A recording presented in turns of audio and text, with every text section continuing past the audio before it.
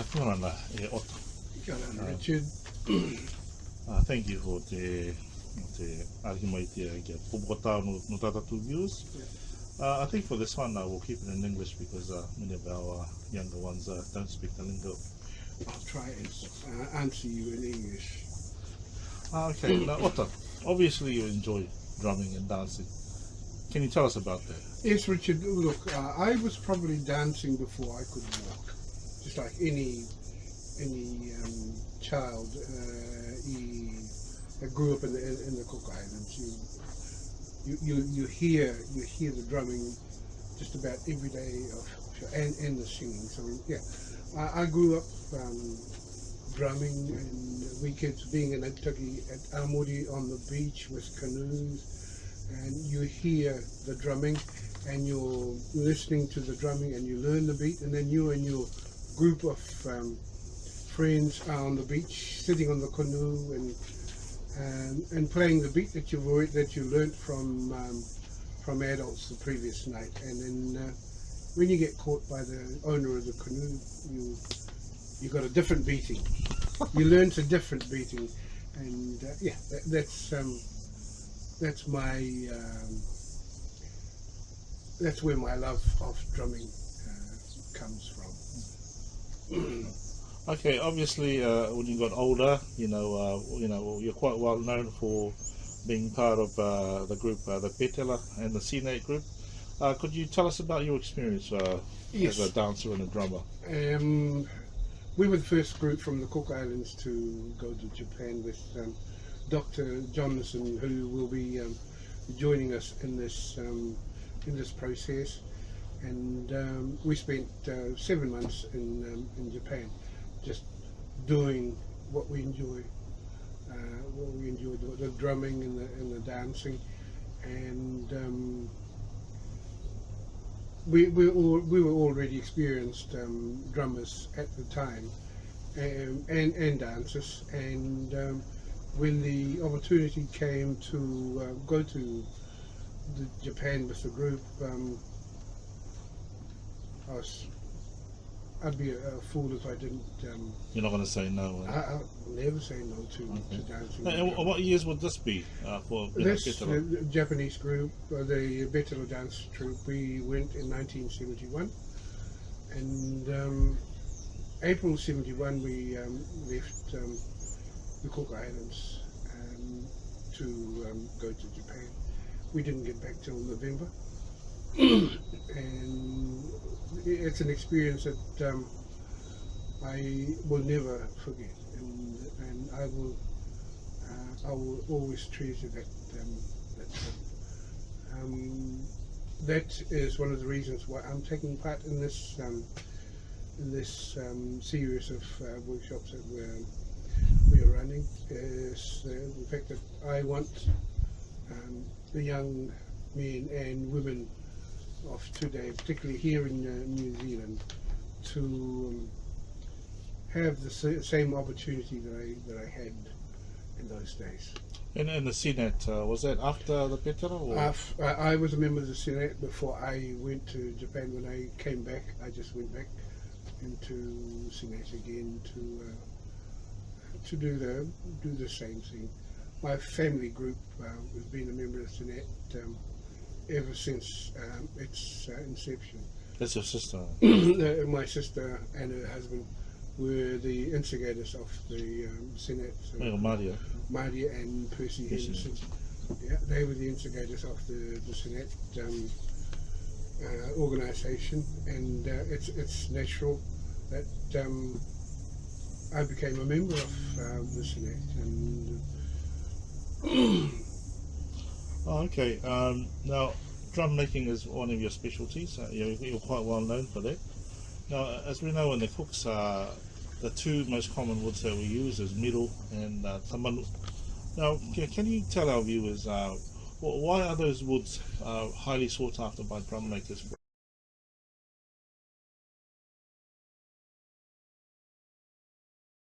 Richard, tamanu and miro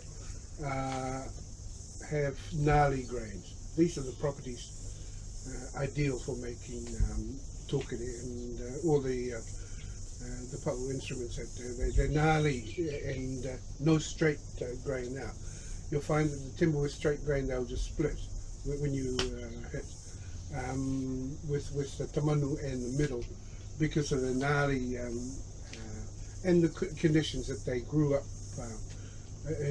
on the beaches and up in the mountains, where the nourishments or the nutrients are very few, and they have to struggle to grow, and that's one of the main reasons they're ideal, because they've worked hard to.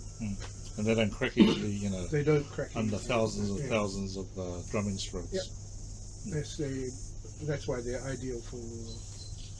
Now I remember in Arara College, we all, everyone learns how to make a tokere, especially Form 1, Form 2. Yep. I find that tamanu is not really an easy wood to work with. No. They're very hard on the tools. Yeah. They're very hard on the tools. You'll find that the tamanu that we have growing in the islands, the youngest would be 50 to 60 years. Wow. And some of the old trees, they're about 400 or 500 years.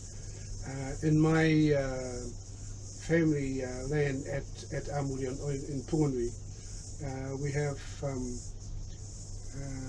tamanu trees there that estimated to about 500, 600 years old. Wow. And I guess that leads to the next question. Obviously, you're doing a master's degree at Te Wana or Aotearoa in applied indigenous knowledge. Now, one thing you became aware of, that you became an issue around tamanu. Can you tell our viewers more about that? Yes, sadly, the usage of tamanu by our drum makers and carvers, we're depleting our stock, and that's sad. Now our carvers are starting to go to Tahiti to buy timber, and to Hawaii to buy timber for their carving and all. Now Tahiti has said, "Whoa, we're going to look after our own." We're not allowed to do that. They're not allowed to do that, and Hawaii, likewise, has said to Tahiti, "Whoa, sorry, no more." Just going back on the straight grained tamanu. Tonga and Fiji have started farming tamanu. Just because they're farmed, they're processed, and they've grown to grow tall, very tall. And the way to do that is to plant them close together, so they're struggling to get up to the sun, to reach the sun, and expose their leaves to the sun now. And I found out that even though they are tamanu, they're not ideal for our... because they haven't grown under the same conditions. Because under the struggling... It's more straight grain. Yeah. Now they've become very straight-grained timber and spring. And when I say spring, it cracks easy, and they...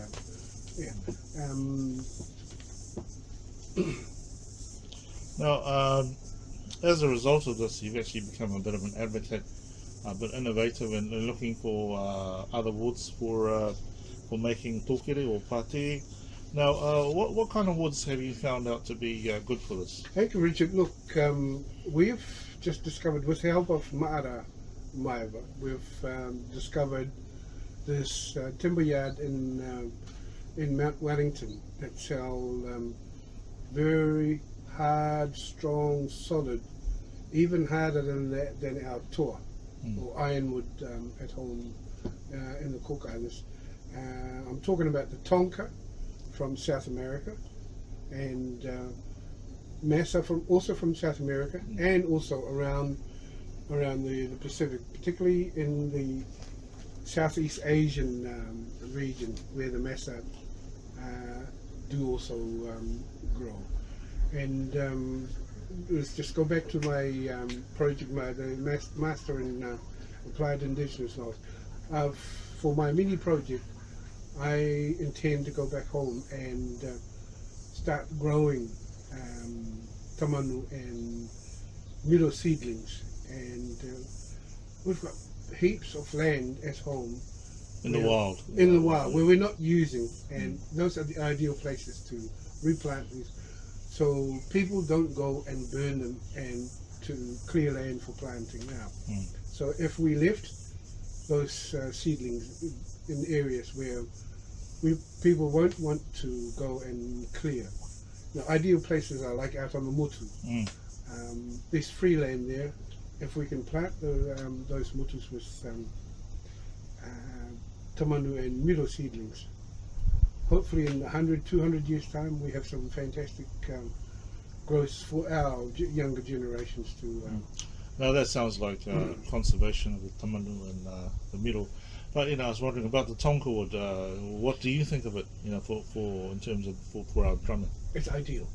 It's got good sounding characters. The other evening we showed you Karachi's. Karachi.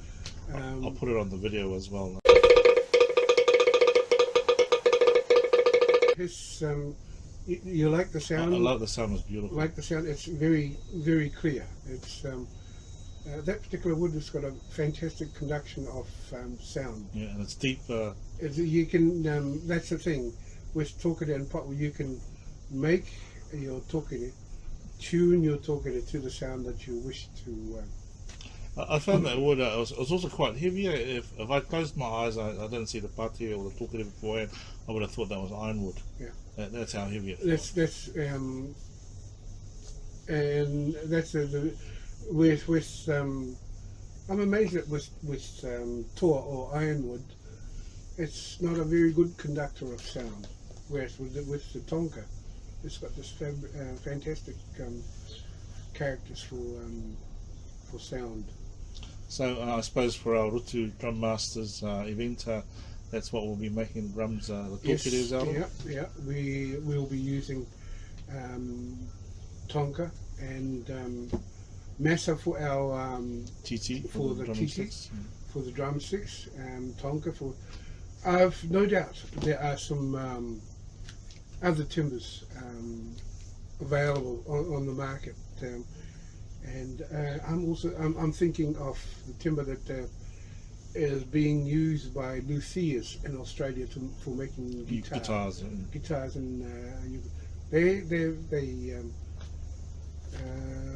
the guitars, they need timber with good sound refraction characteristics. Yeah, the thing about Tonka wood is we were to get it. It's not cheap. I think it's about $170 a meter for the 8-inch by 8-inch. It's not cheap, but it's ideal. Yeah, it's good for our project. It's ideal for the. And if we can help conservation at the same time. If that's the biggest advantage that I can is the fact that we will be able. We're now in a position to conserve our timber. You know how many dance groups we have at home in the Cook Islands, and just imagine with the 65,000 Cook Islanders here in New Zealand, how many drum sets have been imported from New Zealand, from the Cook Islands to here, and just imagine the number of trees and going that died and and going on trees. You kill one tree to make 2 or 3 pot. Yeah. And and then if you're lucky, you've got some timber left over to make the token. But you're killing a tree. Can you tell our viewers, because obviously that's the big pa'u, can you tell our viewers what that's made of? All right, this is made from bendy ply or flexi ply. It's plywood that you're flexible enough to bend in a roll. You're able to roll into thing, and with the strap around the tatua around the top and the bottom, made from the same, very solid and just ideal. Look, just imagine the amount of trees that you're. You'd have killed one big tree just to make one of those pa'us. Correct. Yes.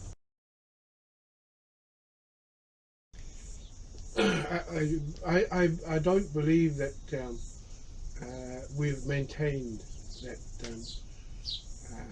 spirituality between the artists and the trees. I suppose that's why we had that early morning karakia, the dawn rataponga te rākau. e rongo e tāne, iki taku toki, iki ki te tumu o te rākau, e rongo e tāne, tua taku toki, tua ki te tumu o te rākau.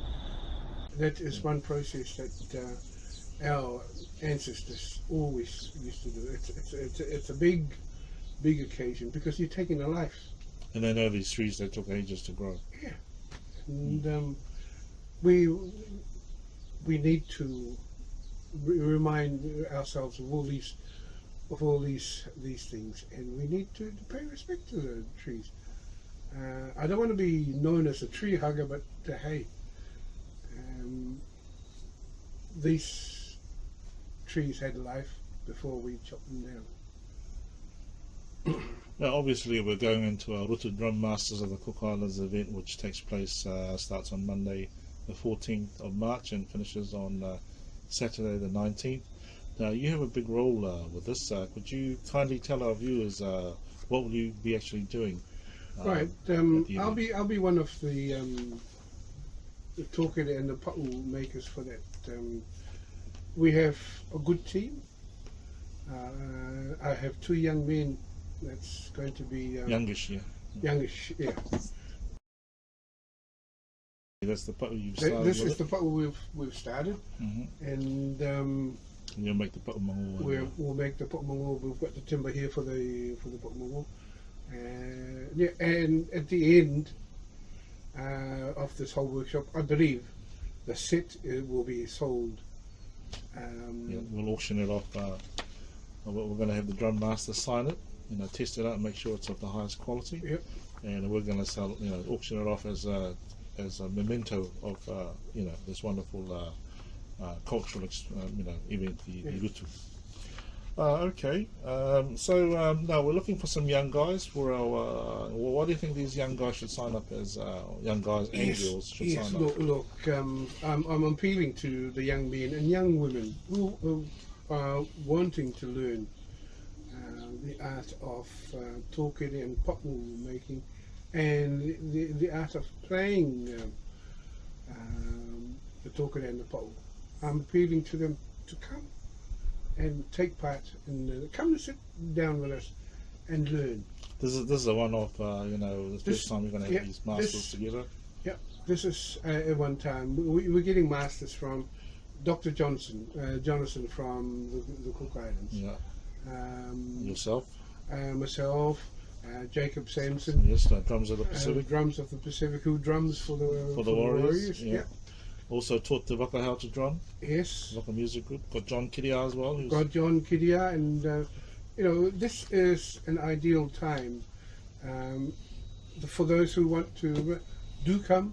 If you have a tokere, bring it with you.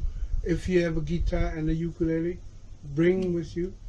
If you've got a good sounding voice, stay away because I'll be jealous. No, do come, and come and join us, and by all means, bring your instruments with you. Yeah, and it's a free event. It's a free, no pay, no pay. Come, and there will be food sold. Island food sold during the week. Just imagine, bring some money with you to buy your own food. I'm not going to buy it for you. Okay then, thank you Papa Ota for that, and I'm sure our viewers have enjoyed this interview. Thank you. Kia ora.